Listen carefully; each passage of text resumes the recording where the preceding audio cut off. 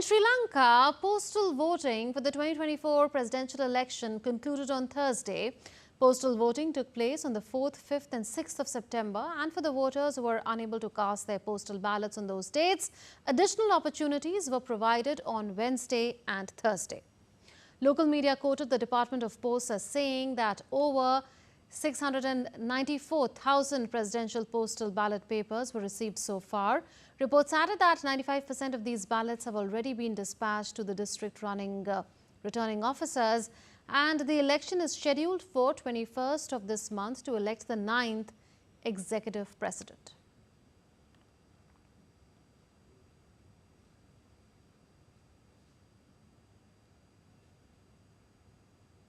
The election being the first one after the widespread protests that shook the nation in 2022 is being termed a pivotal moment in the nation's political and economic history. The collapse, which witnessed an acute shortage of essentials, led to mass protests and the former president Gotabaya Rajapaksa to flee and resign.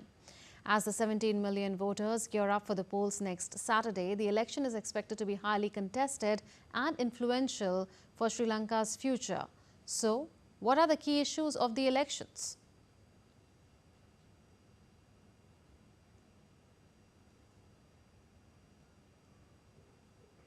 Let's look at the key issues in Sri Lankan election. IMF deal, a key area of discussion. That's one important issue. Corruption, a major issue under previous regimes. That continues to be an electoral issue. Besides that, Tamil voters would be the ethnic issue as well. Implementation of the 13th Amendment is another.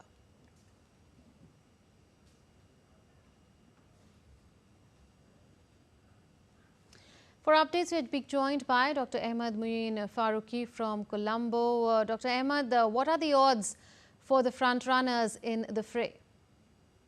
Good afternoon, Monmo, and very good afternoon to all our viewers. Primarily speaking, if we talk about the front runners, the incumbent President Ranil Wickremesinghe, he is challenged by the NPP, that is the leftist alliance leader Anurakumara Dissanayaka, and the opposition leader Sajith Premadasa. Now, these three have been holding campaigns right from the last 20 days, 25 days, and they have been doing several of the meetings in and around Colombo as well as the outskirts as well.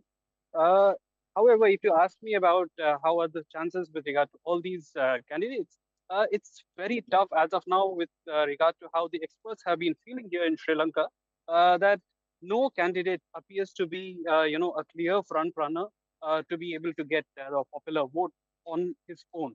That is how it appears as of now, but still it's a clear 8 days away from the election, and a lot of things can change over the next 8 days as well. Front runner, you are saying, what is the main issue in this election? And if you could also tell us a little about the voting process and how a winner is decided. The issues have been plenty ever since the economic crisis, which also had turned into a political crisis also in 2022 with Gotabaya Rajapaksa resigning and fleeing the country. And thereafter, the parliament electing Ranil Wickremesinghe as the president for the remainder of the term. So there have been primarily the issues with regard to the economic crisis, and thereafter how the IMF deal was done. And in addition to that, corruption has been something which Sri Lanka has been facing for quite some time, especially under the previous regimes, with regard to how several of the deals were struck, how the projects were executed. Now, apart from these issues, there have been other long-standing issues which Sri Lanka has been facing. The Tamil issue, especially in the north and the east. In addition to that, there's also the Tamil issue of the Indian origin Tamil, or in the upcountry region, basically who are plantation workers. Apart from this, how the devolution works, especially for the provinces, this is a very important issue. The most important reason where the people are talking about is the economy. And this is where the key contestants, the NPP leader as well as the SJB leader, Sajith Premadasa and Anurakumara Dissanayaka, they have been talking about the hardship the people had to face, especially in the backdrop of the economic crisis, and how they would go ahead with revamping the economy and alleviating the crisis, alleviating the distress faced by the common man.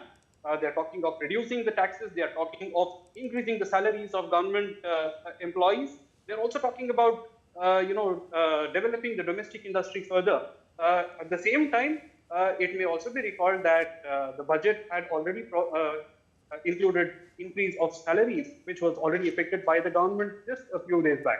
So there have been challenges which the current government was facing, and there will be challenges that will continue to face the new government once it assumes the charge as well. We'll leave it at that. Dr. Ahmed, reporting from Colombo. Let's get more perspective now to discuss the Sri Lankan presidential election on the 21st of September. We are being joined by Ambassador Gurjeet Singh, former Indian ambassador to Sri Lanka. Such a pleasure to have you, Ambassador Singh, on DD India. What do you make of the presidential contest for starters this time around, and who has the edge and why, according to you? It's the most interesting election in Sri Lankan history. And I think among the issues that you mentioned, the one issue which needs to be added is the growing disparity between the rich and the poor, which is now really attracting voter attention. As per a poll of earlier this week, the A.K. Dissanayake of the National People's Power is still leading with 36%, followed by Sajit Premdasa at 32%, and a fast rising Ranil Wickremesinghe at 28%. Now in May, Sajit and Dissanayake were at the same level, 38%, and both have lost space since then. Whereas Ranil Wickremesinghe, who was at 18% in May, has come now to 28%. So the sharpest upward curve is for Ranil Wickremesinghe, whereas the other two candidates are still leading but losing ground. Now, Sajit Premdasa has got a wide coalition, including Tamils and Muslims and the poor people of the South, whereas Dissanayake has got the unhappy people with the political system. Ranil Wickremesinghe has gathered together people who believe that he has done a good job in maintaining the economy and stability of the country after a crisis and needs to be allowed to complete the IMF engagement, which still has 2.5 years to go. Now, it is not clear to me how this is going to work, but what the figures say is that nobody is going to win the election in the first round because they need 50% plus. So what will happen is that the second and third preference votes of the third candidate and others will determine this election. Now, that means as per current standing, how Ranil's supporters vote second and third preference will determine whether Dissanayake will win or Premadasa will. But if Ranil overcomes Premadasa and comes second, then the second preference of Premadasa will win. But it is evident to me that neither the supporters of Premadasa nor Wickremesinghe will support Dissanayake. So basically the battle is among the second place to who comes second in the first round and then has a shot to win second and third preference votes and beat Dissanayake in the second round.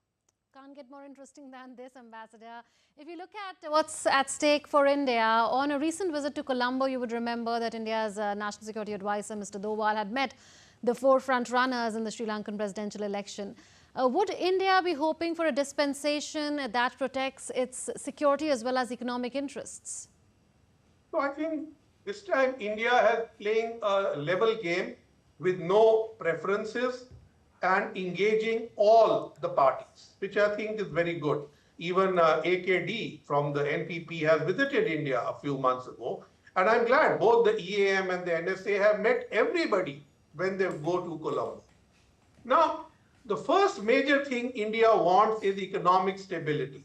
Please remember, we have lent $4 billion. We don't want economic disruption.